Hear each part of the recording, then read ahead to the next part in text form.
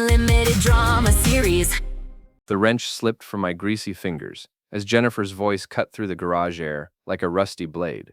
I was under our beat-up Honda, trying to fix the transmission leak that had been draining our bank account one drop at a time, when her phone conversation drifted through the open window above my makeshift workspace. "Oh my God, Lisa, you should see him right now." Jennifer's voice carried that particular tone she reserved for her girl squad, equal parts mockery and disgust. "He's literally covered in motor oil, lying under that piece of junk car like some kind of caveman mechanic. I swear, sometimes I wonder what I was thinking when I married him." I froze beneath the Honda, my heart hammering against my ribs. The speaker was on, which meant her entire crew was listening to this character assassination.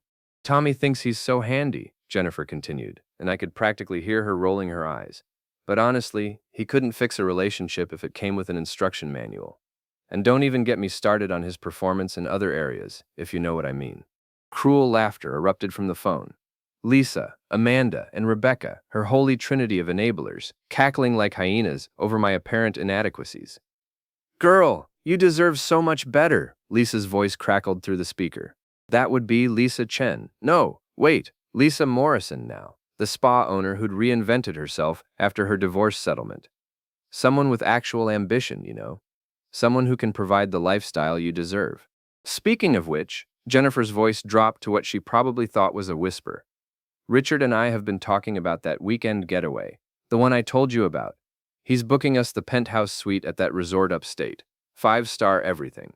My wrench clattered to the concrete floor. Richard, her boss at the PR firm. The slick, silver-haired charmer who drove a BMW and wore suits that cost more than I made in a month. The same Richard who'd been finding excuses to keep Jennifer working late, taking her to client dinners and sending her expensive flowers from the office. "Tommy still doesn't suspect anything, does he?" Amanda's voice joined the conversation.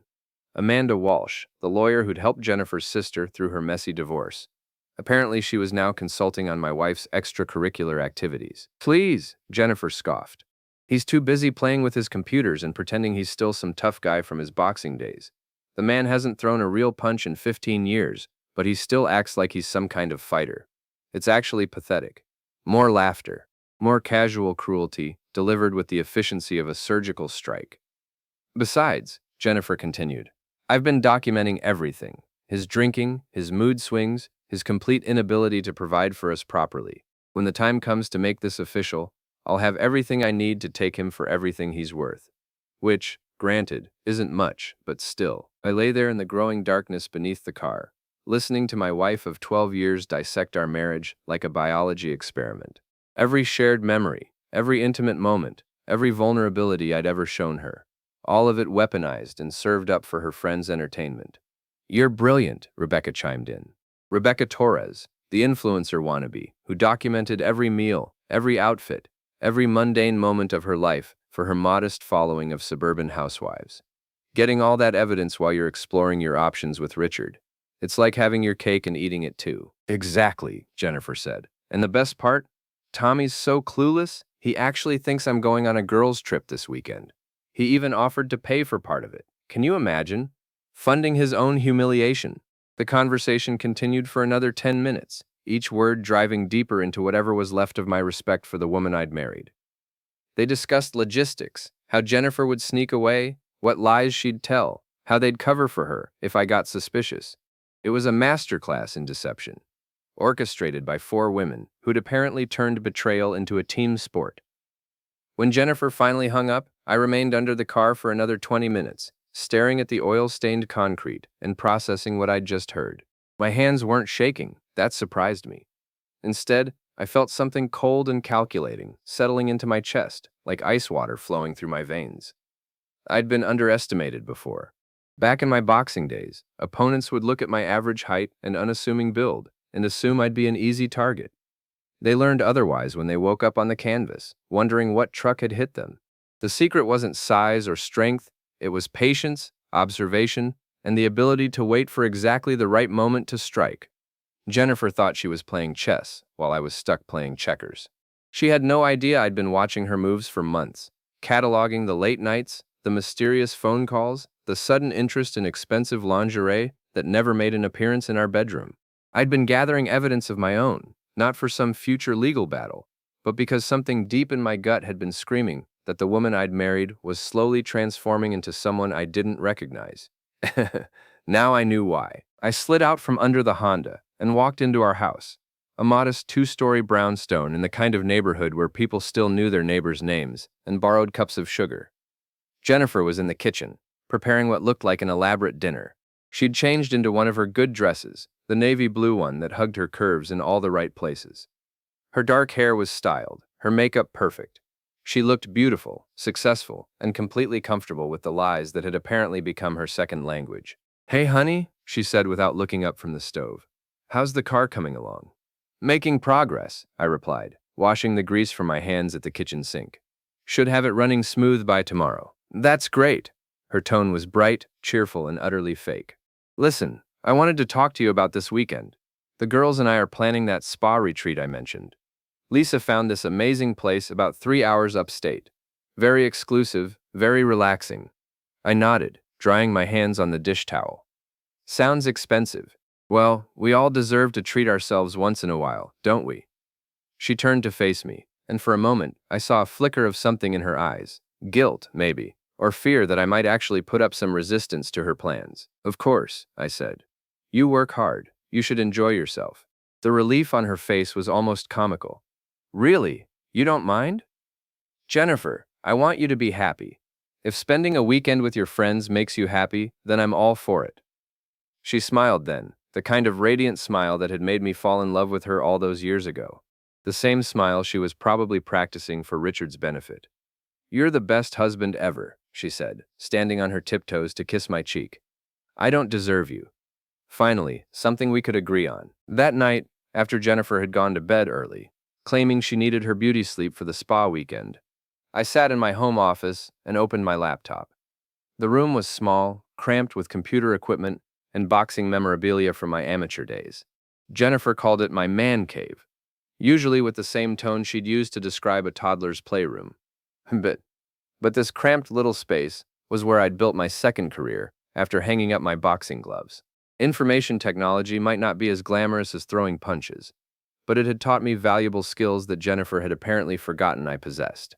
Network security, data recovery, digital forensics, all tools that could be remarkably useful when your wife thought she was smarter than you. I'd been monitoring our shared accounts for weeks, watching money disappear in small increments that Jennifer thought I wouldn't notice. Designer clothes purchased during lunch breaks, expensive dinners at restaurants we'd never been to together, hotel charges that didn't match any business trips she'd mentioned. The financial infidelity had been happening long before the physical betrayal. Each transaction another small betrayal of the partnership we'd supposedly built together. But tonight, I wasn't interested in financial records. Tonight, I was planning something that would make Jennifer's carefully orchestrated weekend getaway memorable for all the wrong reasons. The first step was simple. I transferred our joint savings into an account she didn't have access to. Not stealing. The money was half mine anyway, and I had every intention of using it to secure my own future rather than funding her affair. Next, I canceled the credit cards she'd been using for her secret purchases. Let Richard pick up the tab for his own romantic weekend. Then came the more creative elements of my plan. Jennifer had always been careless with her passwords, using the same combination of our anniversary date and her maiden name for everything from social media to email accounts. It took me less than 5 minutes to access her phone records, her text messages, and her email correspondence with Richard. What I found there was even more damaging than the conversation I'd overheard earlier. Months of explicit planning.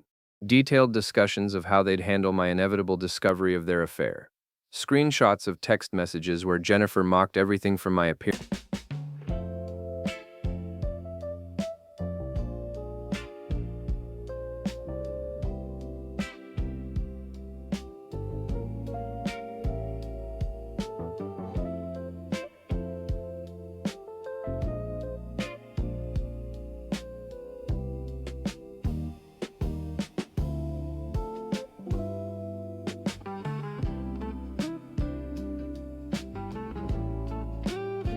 To my performance as a husband.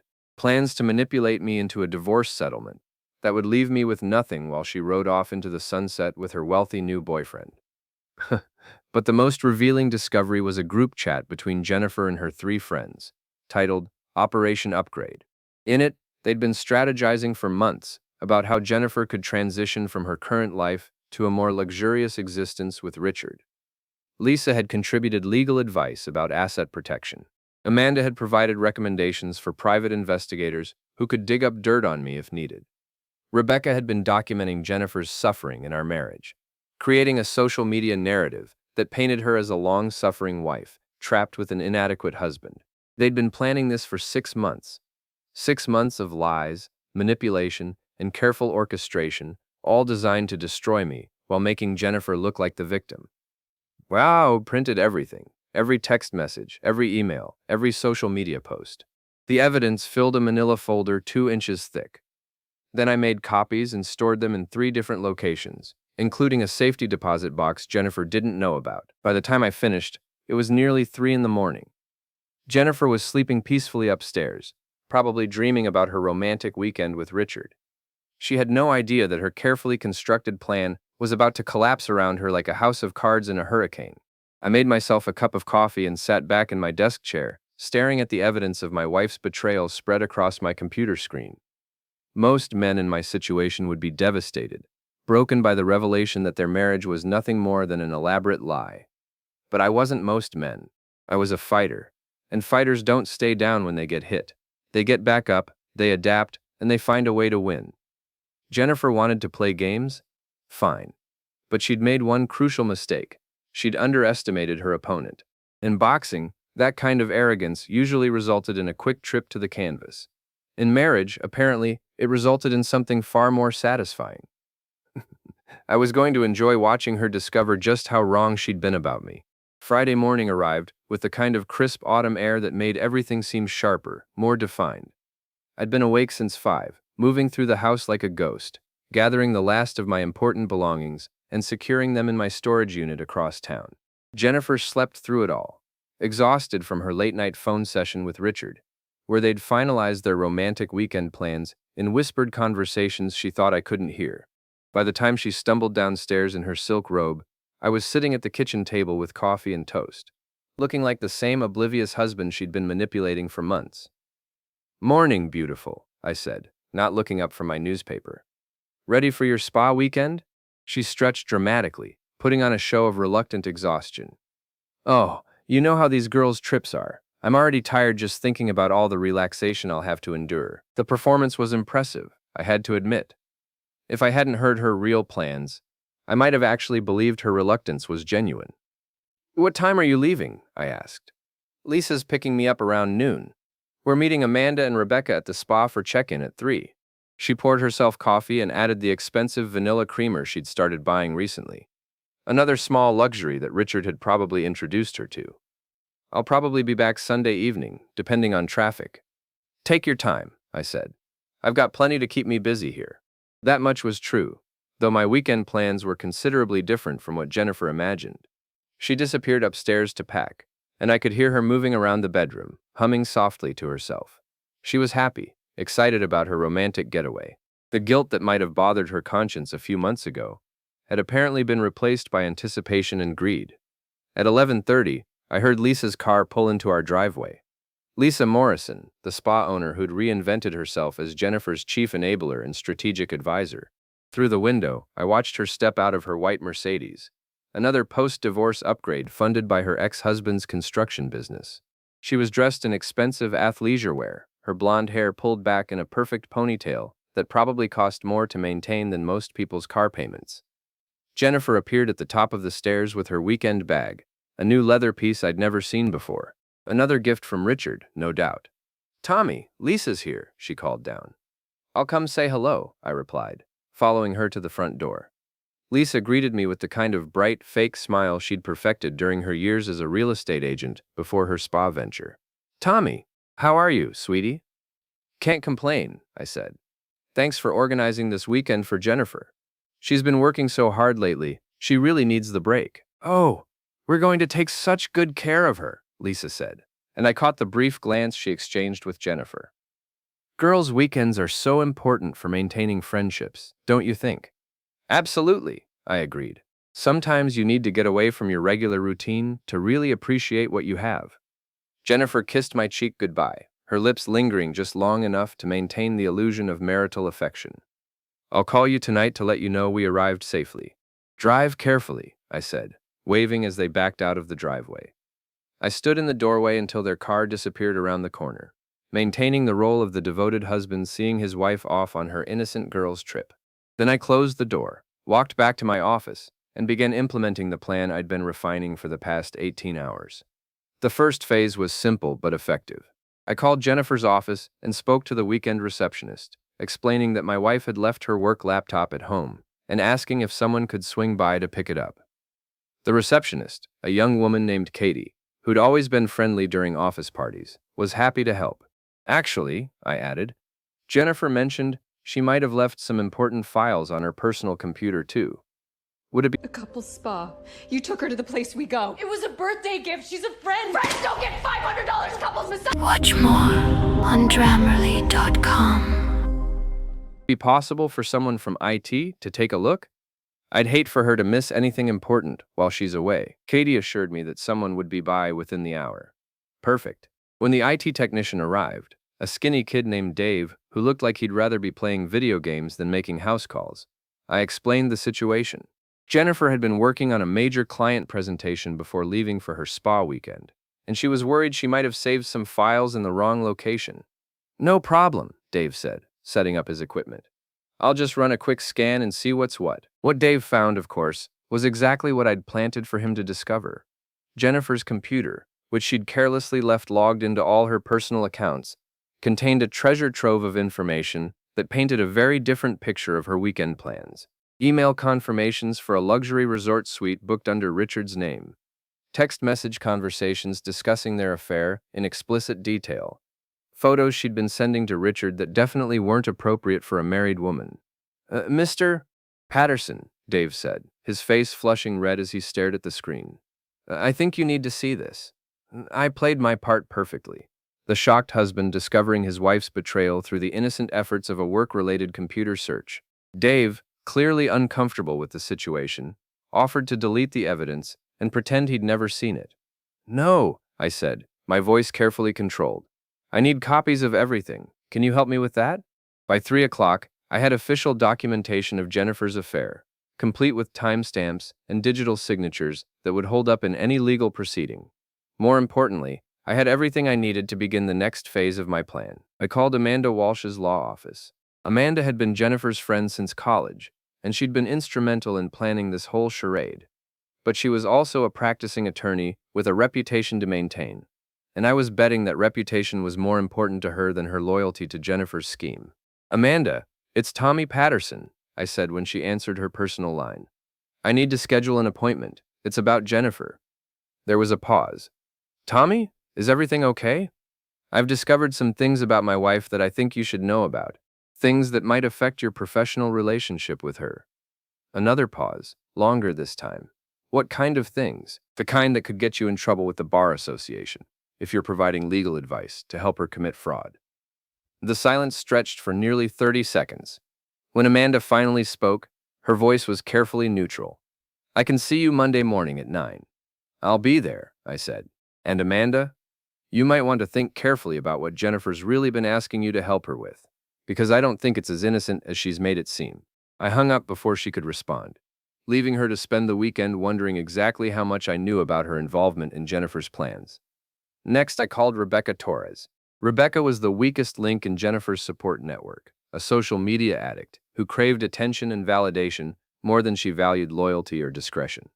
She was also the most likely to crack under pressure, especially if that pressure threatened her carefully curated online image. Tommy, she answered on the second ring, her voice bright with fake enthusiasm. How are you? Jennifer told me you were being so supportive about her spa weekend. Actually, Rebecca, that's why I'm calling. I wanted to thank you for being such a good friend to Jennifer during this difficult time. Difficult time? She sounded genuinely confused. With her affair, I said casually. I know it must be hard for you, keeping her secrets and helping her cover up her relationship with Richard. That's real friendship, and the silence was deafening. I could practically hear Rebecca's brain trying to process what I'd just said and figure out how to respond. Tommy, I don't know what you're talking about, she finally managed, but her voice was shaking. Of course you don't, I said. Just like you don't know about the group chat, where you've all been planning this for months.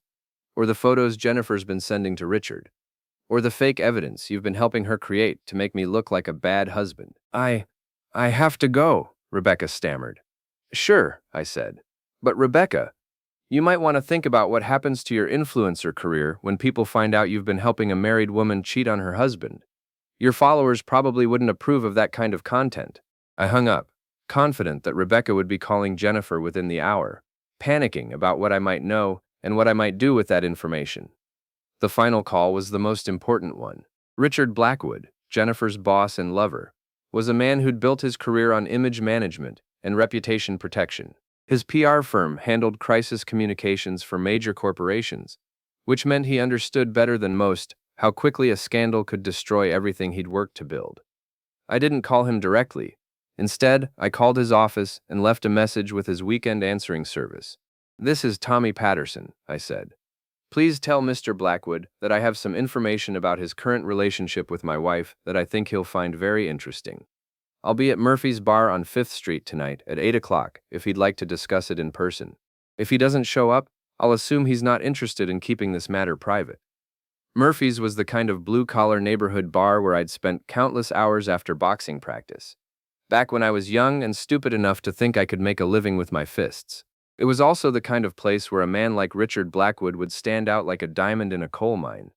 Exactly the sort of uncomfortable, unfamiliar environment that would put him at a psychological disadvantage. By 6 o'clock, my phone was ringing constantly. Jennifer, calling from her romantic getaway to demand explanations for the chaos that was apparently erupting around her. Rebecca, crying and begging me not to ruin her social media career. Amanda, trying to schedule an emergency meeting to discuss damage control. I didn't answer any of them.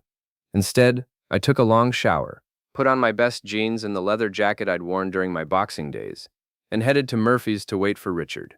The bar was exactly as I remembered it. Dim lighting, scarred wooden tables, and the kind of clientele that settled disputes with fists rather than lawyers. I ordered a beer and claimed a corner booth where I could watch the door. Richard arrived at exactly 8 o'clock, looking like a man walking into enemy territory. His expensive suit was out of place among the construction workers and mechanics who made up Murphy's regular crowd, and his nervous glances around the room told me he was already regretting his decision to meet me here. Mijo, I raised my beer bottle in greeting, and he reluctantly approached my table. Patterson, he said, sliding into the booth across from me. I got your message. Nah. Richard, I replied. Thanks for coming. Can I buy you a drink? He glanced around the bar with obvious distaste. I don't think they serve anything I'd recognize here.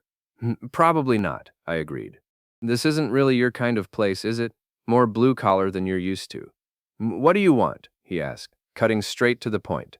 I reached into my jacket and pulled out a manila envelope, placing it on the table between us. I want to show you something interesting. Richard stared at the envelope like it might explode. What is it? Photos, I said. Text messages, email conversations, financial records, everything documenting your affair with my wife, going back 6 months. His face went pale. I don't know what you think you know, but I know everything, Richard. I know about the hotel reservations. I know about the money you've been spending on her.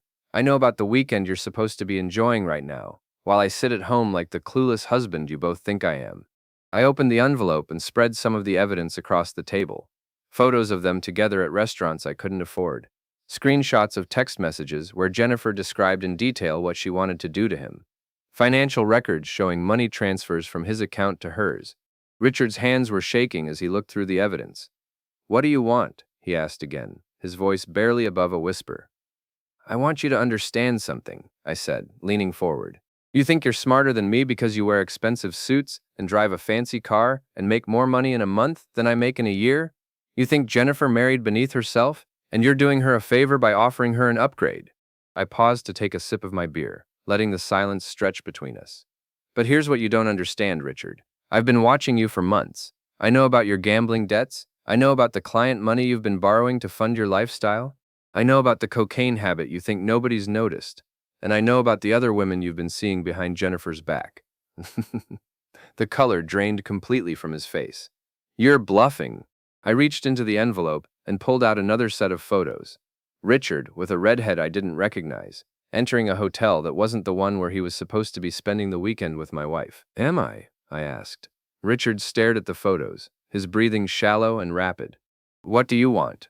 He asked for the third time. I want you to disappear, I said simply. I want you to end whatever this is with Jennifer. Transfer her to a different department and pretend none of this ever happened. Because if you don't, I'm going to destroy you. You can't. I can, I interrupted. I will, and I'll enjoy every minute of it. I stood up, leaving the evidence scattered across the table. You've got until Monday morning to make your choice, Richard. End it with Jennifer, or watch your whole world come crashing down around you. I walked out of Murphy's without looking back, leaving Richard sitting alone in the dim bar, surrounded by evidence of his own stupidity and staring into the ruins of his carefully constructed life. The weekend was just getting started. Saturday morning brought the kind of phone call that made the previous day's efforts worthwhile. Jennifer's voice was shrill with panic, cutting through the peaceful silence of my coffee and newspaper routine like a fire alarm. Tommy, what the hell is going on? She demanded before I could even say hello. Rebecca called me crying last night, saying you accused her of helping me have an affair. Amanda's refusing to take my calls, and Richard, her voice caught. Richard says he can't see me anymore because of some conversation you two had. I took a slow sip of coffee, savoring both the rich flavor and the desperation in my wife's voice. Good morning to you too, Jennifer. How's the spa weekend going? Don't play games with me, she snapped. I know you did something. Rebecca said you threatened her career, and Amanda's acting like I have some kind of contagious disease. What did you tell them? I told them the truth, I said simply, about your affair with Richard, about the group chat where you've been planning to destroy our marriage, about the lies you've been telling and the money you've been spending on your little romance. The silence on the other end of the line stretched for nearly 30 seconds. When Jennifer finally spoke, her voice was different, colder, more calculating. The mask of the devoted wife was finally slipping. You've been spying on me, she said. I've been paying attention, I corrected. There's a difference. You got careless, Jennifer, sloppy. Did you really think I wouldn't notice the credit card charges, the late nights, the way you've been treating me like an obstacle instead of a husband? I want a divorce, she said, her voice flat and hard. I know you do, I replied. You've wanted one for months. The question is whether you're going to get the kind of divorce you've been planning, or the kind you actually deserve. What's that supposed to mean? I stood up and walked to the window, looking out at our quiet neighborhood street. Mrs. Henderson from next door was walking her ancient beagle, the same routine she'd followed for the past decade. Normal people living normal lives, dealing with normal problems. Unlike my wife, who'd apparently decided that normal wasn't good enough for her. It means I know about Operation Upgrade, I said. I know about the evidence you've been manufacturing to make me look like a bad husband. I know about the financial planning you've been doing with Lisa and Amanda. And I know about your plan to take me for everything I'm worth while you ride off into the sunset with Richard. Another long silence. I also know, I continued, that Richard has been seeing other women behind your back, including a redhead named Michelle who works at the marketing firm downtown. Did he mention her during your romantic weekend planning sessions? The sound Jennifer made was somewhere between a gasp and a growl. You're lying. Am I? Why don't you ask him? Oh, wait, you can't, because he's not taking your calls anymore. Funny how quickly a man's priorities can change when his whole life is threatened, isn't it? You bastard, she hissed. You think you're so smart, but you have no idea what you've done. I'll take you for everything in the divorce. I'll make sure you end up with nothing. With what evidence? I asked. The fake documentation you've been creating with your friend's help? The manufactured complaints about my behavior? The fictional financial irresponsibility you've been trying to pin on me? I walked back to the kitchen table and sat down, spreading out some of the evidence I'd collected over the past few months. Bank statements, credit card records, phone logs, all the real documentation of Jennifer's actual behavior. See, here's the thing about evidence, Jennifer. It has to be true to be useful. And the truth is that you're the one who's been financially irresponsible. You're the one who's been lying and cheating and manipulating. You're the one who's been planning to destroy our marriage for your own selfish gain. I hate you, she said, her voice breaking with rage and frustration. I know, I replied. You've made that pretty clear. The question is what you're going to do about it now that your carefully laid plans have fallen apart. She hung up without another word, leaving me alone with my coffee and the satisfaction of knowing that Jennifer's perfect weekend was turning into the disaster she deserved. But I wasn't done yet. Not by a long shot. The next call came from Lisa Morrison, and her tone was considerably different from Jennifer's rage. Lisa sounded scared. "Tommy, we need to talk," she said without preamble. "Do we?" I asked. "I thought you were busy running your spa weekend."